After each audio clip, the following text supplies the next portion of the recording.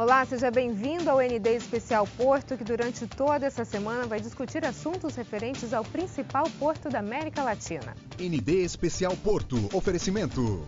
Transbrasa, soluções de qualidade em comércio exterior. Praticagem de São Paulo, segurança, proteção ambiental e tecnologia a serviço do Brasil. E DP World, criando o futuro agora. E hoje a gente vai falar sobre logística. Estamos reféns do sistema rodoviário? Como anda a infraestrutura do maior porto da América Latina? Sobre esses e outros assuntos, a gente conversa com o especialista portuário Maxwell Rodrigues. Boa noite, Maxwell, bem-vindo. Boa noite, Roberta. É sempre um prazer estar aqui, principalmente num programa de tamanha relevância e audiência para que a gente possa levar informações inerentes em relação ao segmento portuário. E você, como especialista, então, consegue traduzir a questão portuária para os nossos telespectadores, né, Maxwell? Vamos falar um pouquinho agora sobre a infraestrutura do porto, a entrada da cidade, consequentemente a entrada do Porto de Santos. O que essa mexida toda agora que vai ter nessa entrada, a liberação da verba pela União, pelo governo do estado, o que isso vai favorecer, finalmente, né, o que se espera, favorecer a entrada do porto e a entrada da cidade de Santos? Excelente pergunta, e a gente precisa dividir isso de acordo com os atores que a gente tem dentro desse processo. Inicialmente, a gente tem o município, a gente tem o estado e a gente tem a federação. O município, por si só, vem fazendo totais esforços para que possa fazer a nova entrada da cidade de Santos, para que a gente possa, principalmente, terminar com aqueles alagamentos que rotineiramente a gente vem acostumado e habituado, principalmente ali naquela localidade da entrada do Peixe, ali um pouquinho mais para frente, onde a população até acabou se habituando com isso. Então o município vai resolver esta questão, os acessos vai ser tratado pela questão do Estado. O Estado hoje fez aí a concessão de um prazo para a concessionária hoje que faz a gestão da rodovia dos imigrantes da Anchieta para que possa fazer as obras e os investimentos ali naquela localidade, e fica faltando a perna da federação. No meu entendimento, até pelo porto ser gerido pela própria federação, eu acho que a agenda do governo federal deveria ser para tratar a nova entrada do Porto de Santos e não da cidade de Santos, porque a gente vem tratando a cidade, a nova entrada da cidade de Santos, mas eu não vejo uma agenda, Roberta, trabalhando a nova entrada do Porto de Santos. Hoje nós temos aí algo em torno de 11 mil a 13 mil caminhões que orbitam o Porto de Santos e que esses caminhões, naturalmente, geram reflexos no processo logístico de acesso não só à cidade, mas também ao porto. Então eu vejo uma preocupação muito grande com a entrada da cidade, mas eu não vejo uma preocupação com a entrada do Porto de Santos. Alguns meses atrás, o presidente Michel Temer esteve aqui na cidade de Santos, acabou até conversando com o prefeito Paulo Alexandre, tentando articular um pouco melhor essa parte em relação ao governo federal, mas parece que a gente não tem nada de concreto ainda, né? A gente ainda fica refém desse processo onde não só o município, mas o estado tem que ficar passando o pires, se a gente se pode colocar desta forma, para o governo federal. Isso é uma política muito old school, isso é uma coisa muito antiquada. Nós estamos aí em 2018. Eu acho que o foco ele tem que estar direcionado exclusivamente para a potencialização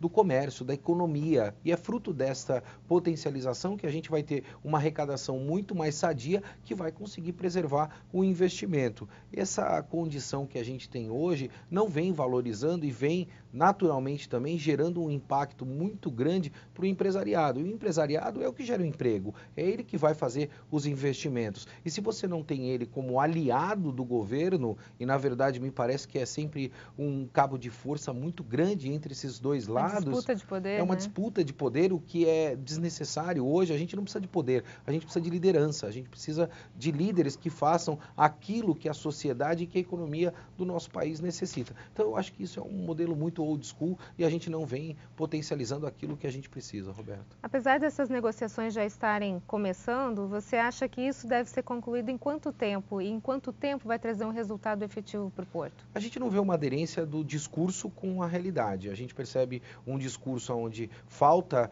dinheiro, né? A gente vê isso na esfera do governo municipal, do governo estadual e no governo federal também. E por outro lado, a gente percebe a necessidade que existe para investimentos. Então percebe? Não tem aderência uma coisa com a outra. O que a gente precisa criar? O governo federal hoje, por estar capitaneando inúmeros processos, e é o papel dele, ele precisa ter uma agenda positiva.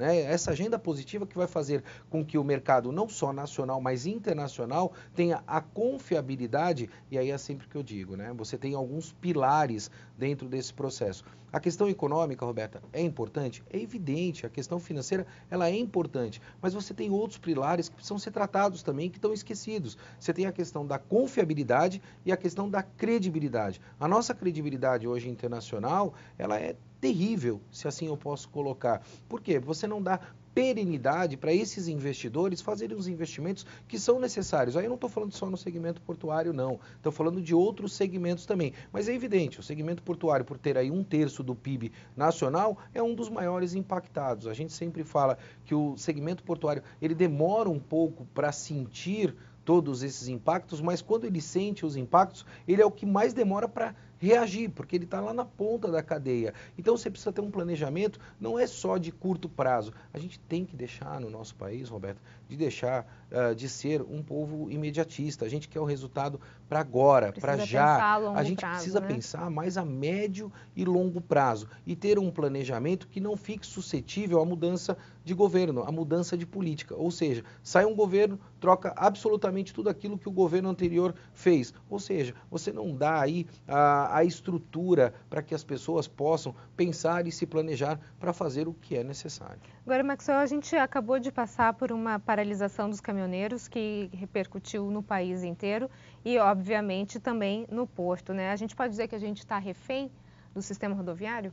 Indiscutível, isso foi o modal, e aí vai ao encontro diretamente do que eu acabei de posicionar do imediatismo. Nós optamos pelo modal rodoviário porque o Brasil tinha urgência, tinha pressa de crescimento, e era esse modal que ia dar a agilidade que nós necessitávamos aí num passado não muito distante. Evidentemente que naquele momento, além do modelo rodoviário, nós tínhamos que pensar no modelo ferroviário e em outros modais para que pudesse contribuir com o desenvolvimento do país a médio e longo prazo, não só naquela questão imediatista. Fruto disso, o que acabou acontecendo? Nós desenvolvemos um modelo rodoviário, e aí eu só falo que nós desenvolvemos, Roberta, um modelo comercial, ou seja, o governo potencializou principalmente as classes e as categorias e a própria população para adquirir caminhões com financiamentos a longo prazo e não fez os investimentos nas infraestruturas que eram necessárias no nosso país. Evidentemente que a falta de infraestrutura já comprometia o faturamento, principalmente dessa classe Sim. que a gente já conhece e sabe que foi escolhida como o grande modal do nosso país. Evidentemente, a partir do momento que você começa a empatar para manter somente o teu negócio, você já se sente desconfortado. A partir do momento que você tem um negócio e esse negócio te gera prejuízo em virtude da tua operação, Roberta, muito dificilmente qualquer classe, seja ela qual for, não estou falando só a classe dos caminhoneiros, Sim. seja ela o jornalista, seja ela o médico, seja ela o engenheiro ou quem quer que seja, você não consegue pagar para trabalhar. E esta carga tributária que a gente tem hoje, em cima não só da sociedade, mas também do empresariado, faz com que gere esse gargalo monstruoso que a gente tem. Qual é o reflexo disso tudo? A paralisação que a gente teve e o desespero de uma sociedade, honestamente falando, completamente míope, que não entendeu qual era a pauta. E aí, por si só, tentou de alguma forma pegar a carona nesta pauta, mas essa pauta acabou virando contra a própria sociedade. Ou seja, a pauta era a redução do diesel, o governo reduziu o diesel e aumentou a gasolina. Ou Quem seja, está pagando a conta é a própria sociedade. Exatamente. Então a gente precisa também, de alguma maneira, ter um processo de amadurecimento da sociedade, e aí a gente fala em intervenção, muitas vezes militar no nosso país, mas eu acho que a gente precisa ter uma intervenção social, precisa haver uma conscientização das pessoas. No próximo bloco a gente continua a falar sobre a greve dos caminhoneiros e o impacto no Porto de Santos. Nós voltamos em instantes. Até já.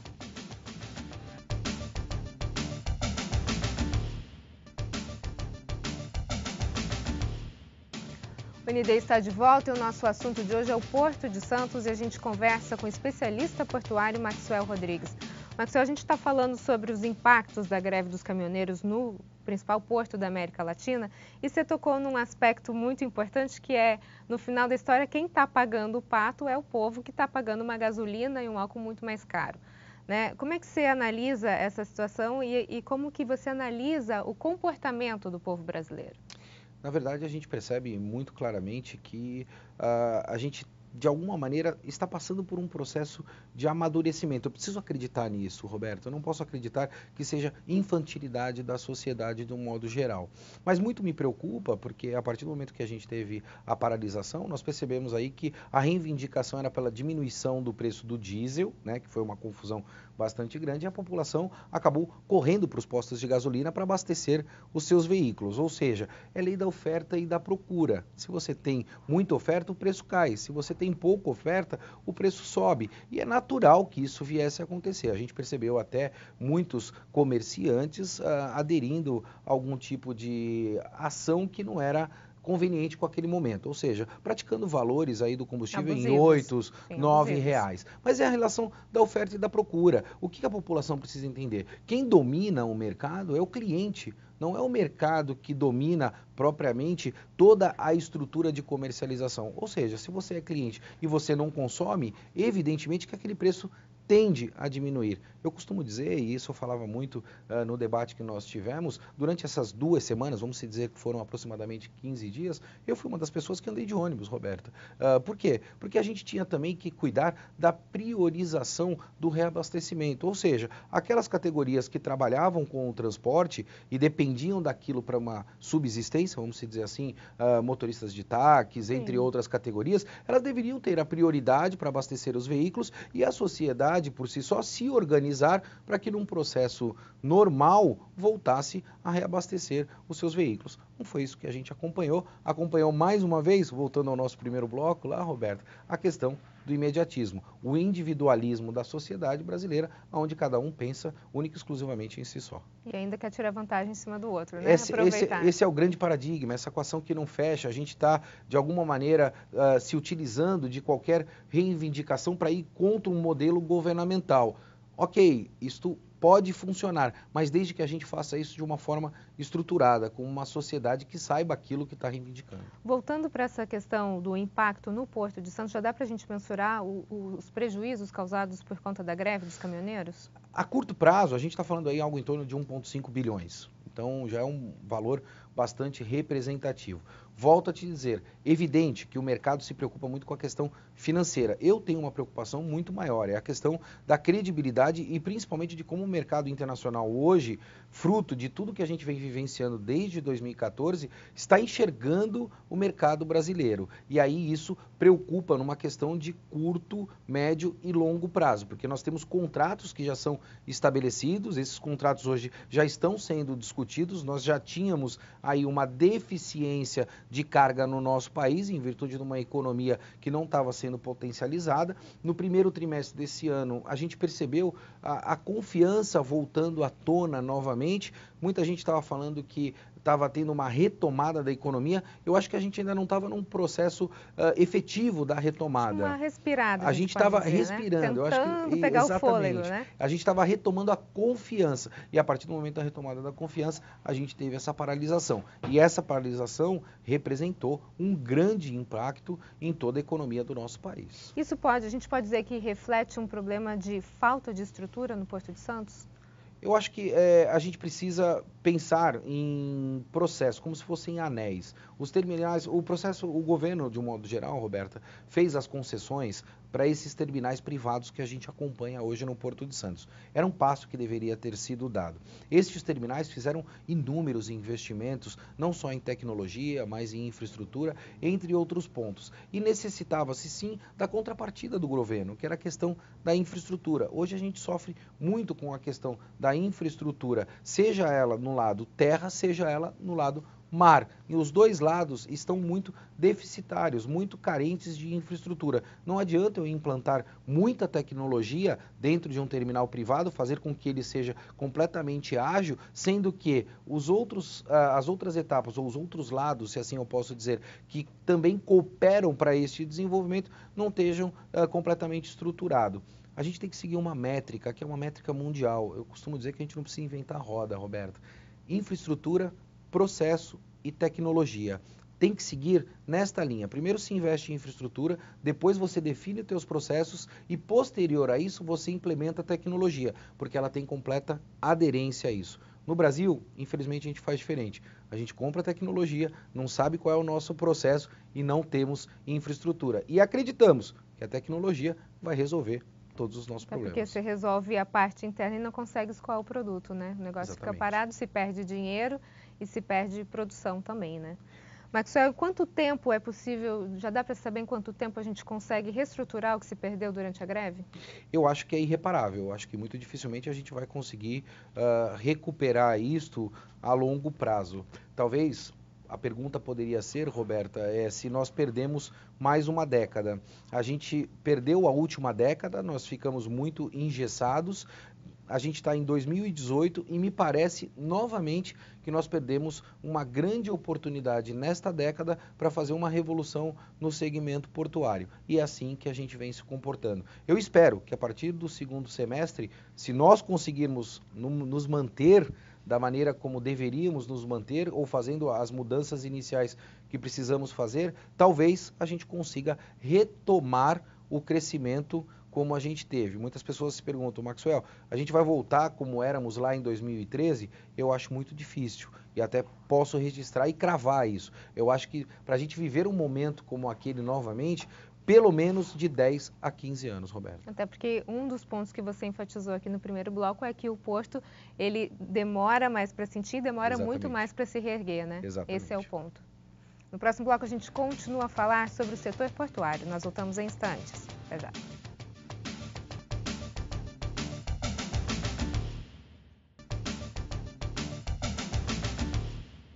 O ND está de volta e o nosso assunto de hoje é o Porto de Santos e sobre isso a gente conversa com o especialista portuário Maxwell Rodrigues. Maxwell, a gente ainda está falando sobre os impactos da greve dos caminhoneiros no Porto de Santos. A gente pode dizer que tudo isso que acabou se desenrolando no porto, as dificuldades do escoamento de produção, da chegada de material, isso também teve um reflexo internacional? Indiscutível, até porque a gente percebeu que muitas linhas de navios que iriam aportar no Porto de Santos acabaram mudando as suas rotas e isso vai ter um impacto logístico significativo e esse impacto logístico pode representar a renegociação de inúmeros contratos que já estavam vigentes não só no Porto de Santos, mas em outros portos do Brasil também.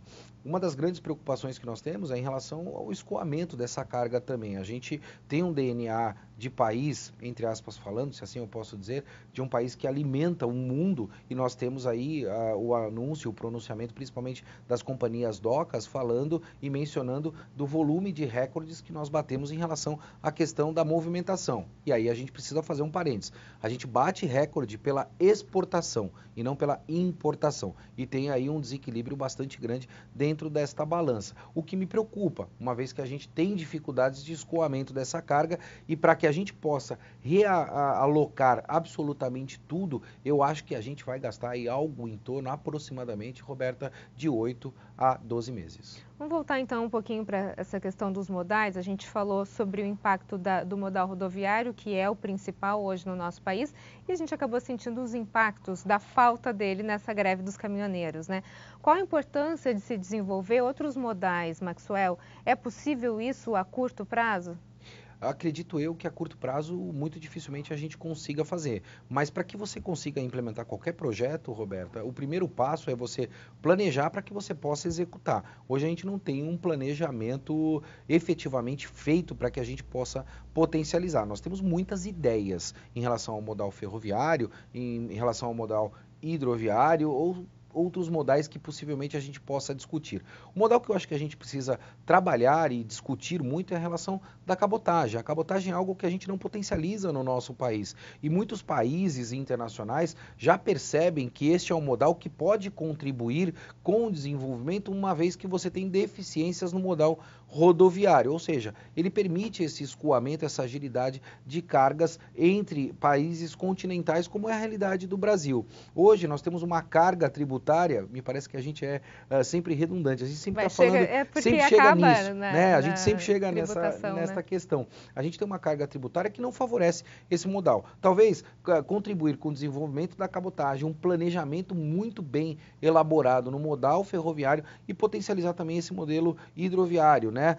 Só para explicar um pouquinho melhor para os nossos telespectadores, Maxwell, a cabotagem ela utiliza as hidrovias, né? Ela vai utilizar o próprio oceano, o próprio mar. Por quê? Você tem grandes embarcações que vêm com inúmeras cargas para um determinado porto, por exemplo, o Porto de Santos, e aí eu tenho que distribuir estas cargas em outros portos. Ao invés de eu distribuir estas cargas com o modal rodoviário, falando isso no modelo muito simplista, eu vou distribuir com embarcações menores, ou seja, eu pego cargas e distribuo para o Porto de Vitória, para o Porto de Rio de Janeiro, entre outros portos também. E aí eu desafogo o modal rodoviário e potencializo este outro tipo de modal também.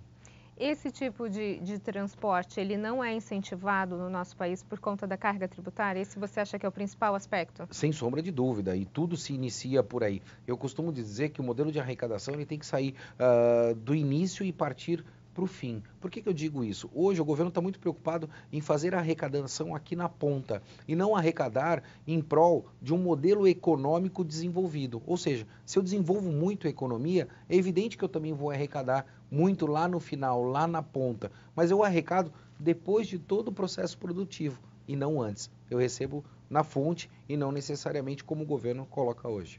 Hoje a gente tem como fonte de escoamento principalmente a Anchieta, no aspecto rodoviário. A gente teria alguma outra alternativa?